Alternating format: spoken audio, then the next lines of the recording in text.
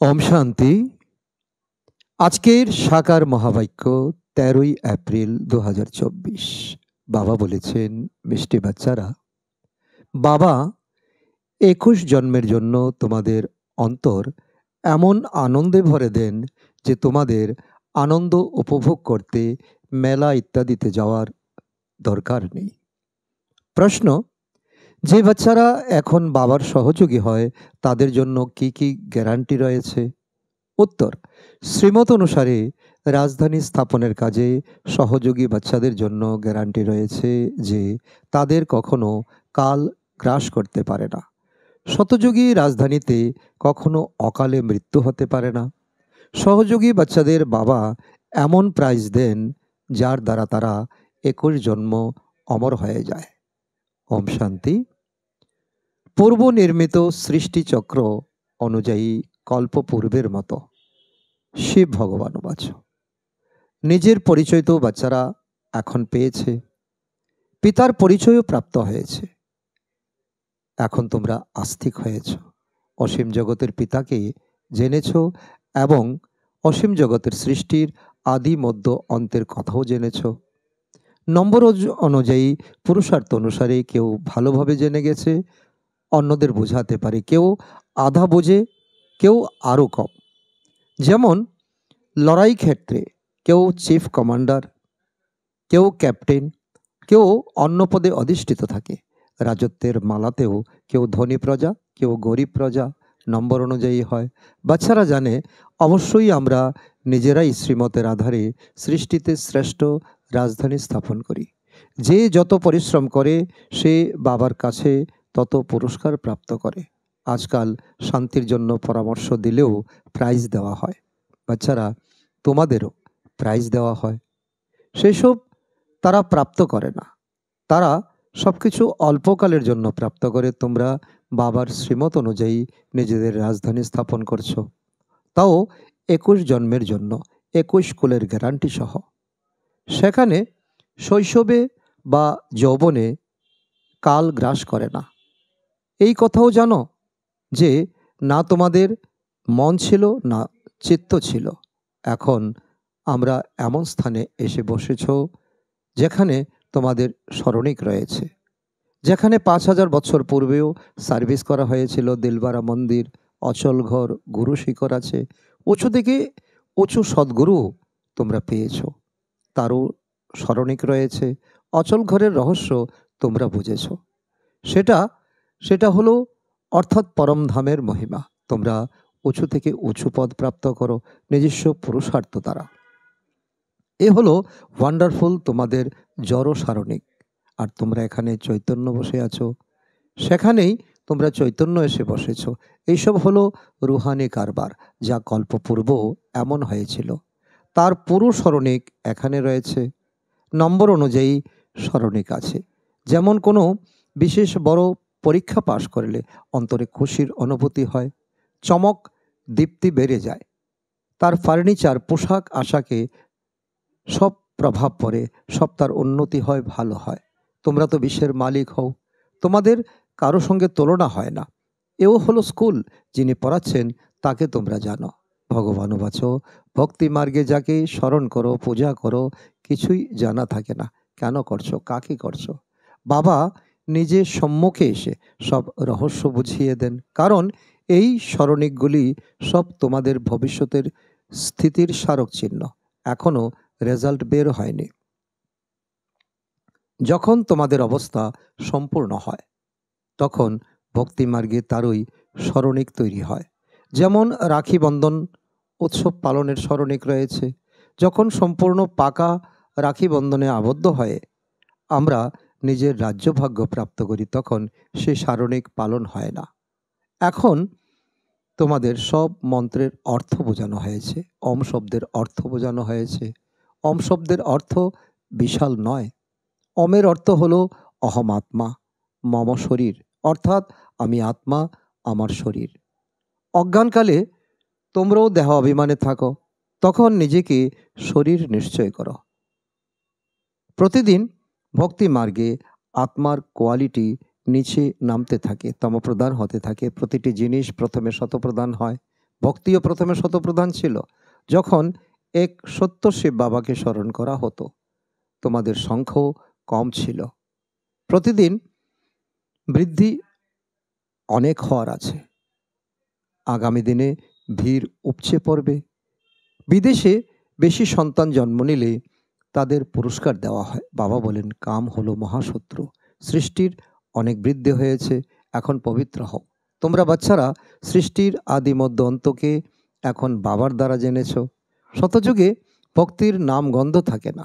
এখন তো কত ধুমধাম মেলার আয়োজন হয়, যেখানে মানুষ গিয়ে আনন্দ পায়। তোমাদের মন তো বাবা এসে আনন্দে ভরে দেন 21 জন্মের জন্য। ফলে তোমরা সর্বদা আনন্দে থাকো। এক বাবা, দ্বিতীয় কেউ নয়। তোমাদের কখনো মেলায় যাওয়ার ইচ্ছে হবে না।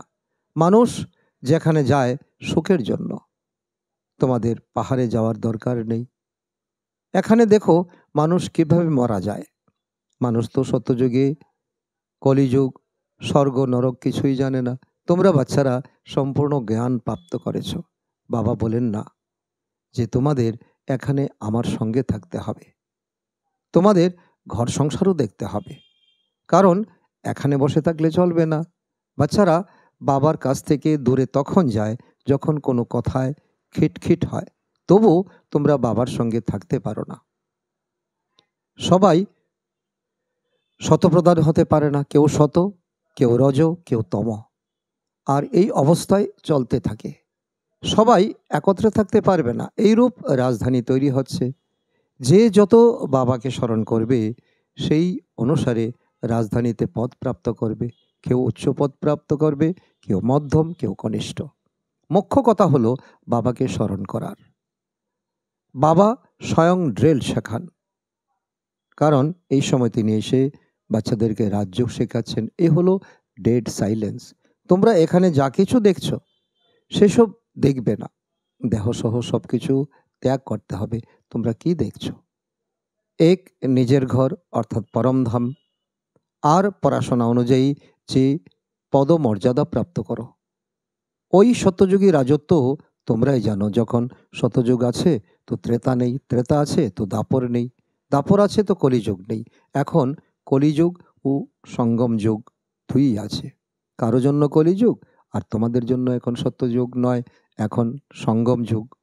যদিও তোমরা বসে আছো পুরানো দুনিয়ায়, কিন্তু বুদ্ধি দ্বারা তোমরা বুঝেছো যে আমরা হলাম সঙ্গম যুগী। পিতা পরমাত্মা শিক্ষক হয়ে আমাদেরকে পড়াচ্ছেন। আমরা সকলে ঈশ্বরীয় পাঠ গ্রহণ করছি। সঙ্গম যুগ কাকে বলে সে কথাও তোমরা জানো, দুনিয়ার কেউ জানে না। পুরুষোত্তম বর্ষ, পুরুষোত্তম মাস, পুরুষোত্তম দিনও এই পুরুষোত্তম সঙ্গম যুগেই হয়। পুরুষোত্তম হওয়ার মুহূর্তটিও এই পুরুষোত্তম যুগেই আছে। এই যুগ হলো খুবই কম সময়ের লিপ যুগ।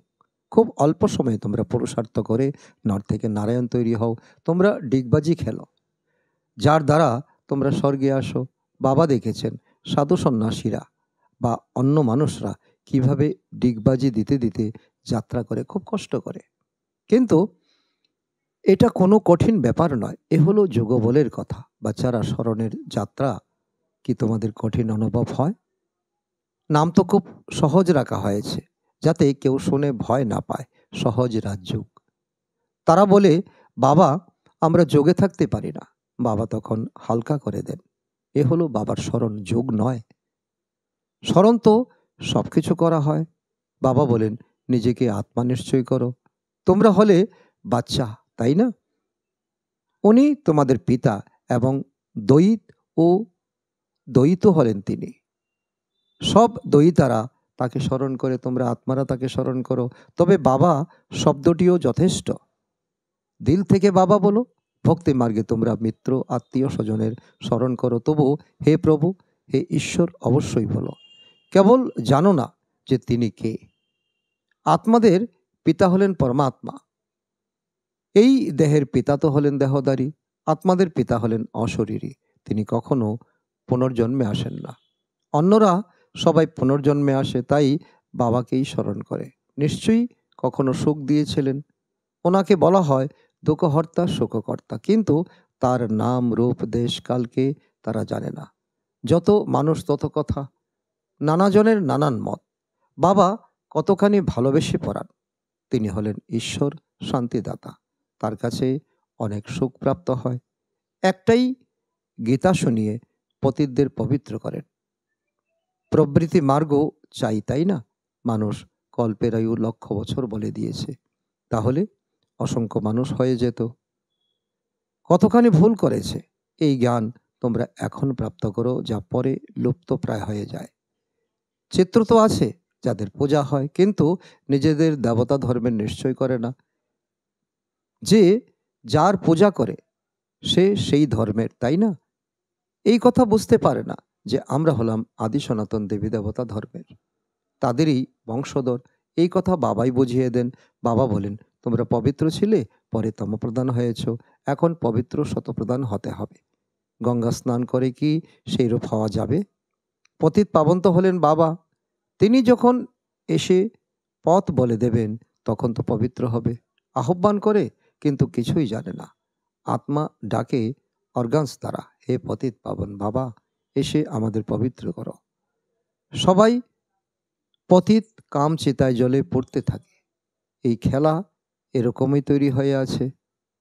তারপরে বাবা এসে সবাইকে পবিত্র করেন। এইসব বাবা সঙ্গমেই বুঝান। শতযুগে থাকে একটি ধর্ম, বাকি সব ফেরত চলে যায়। তোমরা ড্রামাকে বুঝেছ, আর অন্য কেউ জানে না এই রচনার আদি মধ্য অন্ত কি, ডিউরেশন কত, এইসব তোমরা জানো। তারা সবাই হলো শূদ্র, তোমরা হলে ব্রাহ্মণ। তোমরাও জানো নম্বর অনুযায়ী, পুরুষার্থ অনুসারে। কেউ গাফিলতি করলে তাদের রেজিস্টার থেকে দেখা যায় যে পড়াশোনা কম করেছে। ক্যারেক্টারের রেজিস্টার থাকে না? এখানেও রেজিস্টার থাকা উচিত। এ হলো স্মরণের যাত্রা, যার জ্ঞান কারো মধ্যে নেই। সবচেয়ে মুখ্য সাবজেক্ট হলো স্মরণের যাত্রা। নিজেকে আত্মা মনে করে পিতা পরমাত্মাকে স্মরণ করা, নিজেকে আত্মা নিশ্চয় করে বাবাকে স্মরণ করতেই হবে। আত্মা এই মুখ দিয়ে বলে, আমরা এক শরীর ত্যাগ করে অন্য শরীর ধারণ করি। এইসব কথা ব্রহ্মা বাবা বোঝান না, কিন্তু জ্ঞান সাগর পরমপিতা পরমাত্মা এই রথে বসে শোনান। বলা হয় গোমুখ। এখানে মন্দিরও আছে যেখানে তোমরা বসে আছো। যেমন তোমাদের সিঁড়ি আছে, তেমনই সেখানেও সিঁড়ি আছে। সিঁড়ি বেয়ে উঠতে তোমরা ক্লান্তি বোধ হয় না।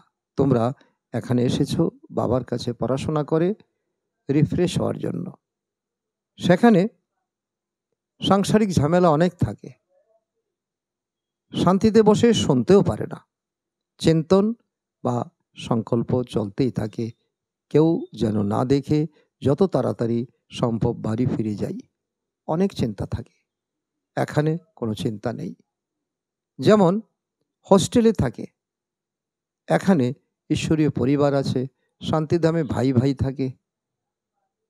এখানে ভাই বোন আছে, কারণ এখানে পার্ট প্লে করতে হয়, তাই ভাই বোন চাই। শতযুগেও তোমরা নিজেদের মধ্যে ভাই বোন ছিলে, তাকে বলা হতো অদ্বৈত রাজধানী। সেখানে লড়াই ঝগড়া কিছুই ছিল না, রাবণের কোনো অস্তিত্ব ছিল না। বাচ্চারা, তোমরা সম্পূর্ণ জ্ঞান প্রাপ্ত করেছ যে আমরা 84 জন্মগ্রহণ করি। যে বেশি ভক্তি করেছে তার হিসেবও বাবাই বলে দেন। তোমরাই শিবের অবিবেচারী ভক্তি করা শুরু করো, তারপর বৃদ্ধি হয়। সেসব হলো ভক্তি। জ্ঞান তো একটাই। তোমরা জানো আমাদের শিব বাবা পরাণ। এই ব্রহ্মা তো কিছুই জানতেন না। তিনি ছিলেন গ্রেট গ্রেট গ্র্যান্ডফাদার। তিনি এই সময় হয়েছেন, তারপরে তিনি মালিক হবেন ততোত্তম। একজন তো মালিক হবেনই হবেন, তাই না? তোমরাও পুরুষার্থ করো এখন নর থেকে নারায়ণ হওয়ার জন্য। এখন তোমরা শ্রীমত পাচ্ছ। এ হলো অসীম জগতের স্কুল। এর অনেক ব্রাঞ্চেস হবে, প্রতিটি গলিতে প্রতিটি ঘরে হয়ে যাবে। বলা হয় আমরা নিজের ঘরে চিত্র রেখেছি, মিত্র আত্মীয় স্বজন ইত্যাদি এলে তাদের বোঝানো হয় যারা এই গাছের পাতা হবে তারা আসবে, তাদের কল্যাণের জন্য তোমরা করে থাকো। চিত্রের দ্বারা বোঝানো সহজ হবে। শাস্ত্র তো অনেক, এখন সব ভুলতে হবে। বাবা পড়াচ্ছেন, তিনি সত্য জ্ঞান প্রদান করেন। আচ্ছা, মিষ্টি মিষ্টি হারানিধি বাচ্চাদের প্রতি মাতা পিতা বাপদাদার স্মরণের স্নেহ সুমন আর সুপ্রভাত। আত্মাদের পিতা তার আত্মারূপী বাচ্চাদেরকে জানাচ্ছেন নমস্কার। আমরা আত্মারূপী সন্তানরা আমাদের মাতা পিতা বাপদাদাকে জানাই স্মরণের স্নেহ সুমন ও সুপ্রভাত। ধারণার জন্য মোক্ষ সার 1 নম্বর, ডেড সাইলেন্সের ড্রিল করার জন্য এখানে চোখ দিয়ে যা কিছু দেখছো সেসব দেখবে না। দেহসহ বুদ্ধির দ্বারা সবকিছু ত্যাগ করে নিজের ঘর অর্থাৎ পরমধাম আর রাজত্ব অর্থাৎ স্বর্গ দুনিয়াকে স্মৃতিতে থাকতে হবে। নাম্বার 2, নিজের ক্যারেক্টারের রেজিস্টার রাখতে হবে। পড়াশোনায় কোনো গাফিলতি করবে না।